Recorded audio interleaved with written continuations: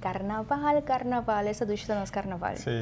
Pero lamentablemente carnaval sin controversia últimamente no está carnaval. Quizás se puede ver un tema para un tumbo of un calipso, ¿no?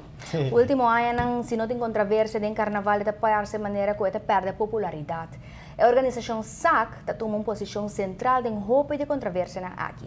Desacordo com o músico na Ahiba no nascimento de uma fundação para organizar o Festival de Caiço em Soca Monarch. Pero o grupo de carnaval também está unido de uma fundação e agora está visitando o Ministério de Cultura para reclamar falta de comunicação entre SAC e NAM. Mas que sei, você do grupo não está preocupado para o futuro de celebração aqui. Nós escuta Kevin van Omberen depois de uma reunião com o ministro Otmar Odeberg. Oficina do Ministério de Cultura e Transporte a suministrar-nos a imagem aqui.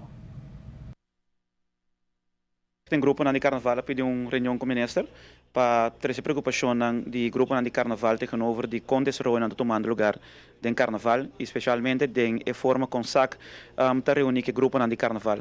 A preocupação do grupo de carnaval, mas tanto está com falta de comunicação entre a organização madre SAC e o grupo de carnaval. Nossa presidência no ministro, nosso ponto ministro também riba o futuro de carnaval de Aruba, sobre hope de grupo na aqui com risco com não seguir na participação em carnaval, mas mirando full estrutura de financiamento, de busca sponsor, e participação no começo tem. Entre outros também nosso ministro que nós não tem nenhuma informação riba acordo over inkomens com a firma com Aruba Turismo Authority e SAC. Atividade de carnaval está passando, eleição de prensa que pancho toma lugar e cada atividade que o botava da tem vou por bem reconhecimento para ganhar ajudança adicional do governo. Então, em caso aqui já tem grupo que não manda prensa que pancho e acaba na caia fo de extra placa que não pode ganhar para assim não cobrir gasto. A moça ministra também a preocupação que estava tem que o grupo não caia atrás de participante de facal.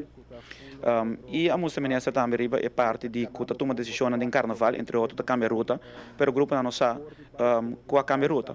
Pois basicamente essa é a preocupação que o grupo não mostra na ministra e a moça ministra também que nós temos preocupação para o futuro.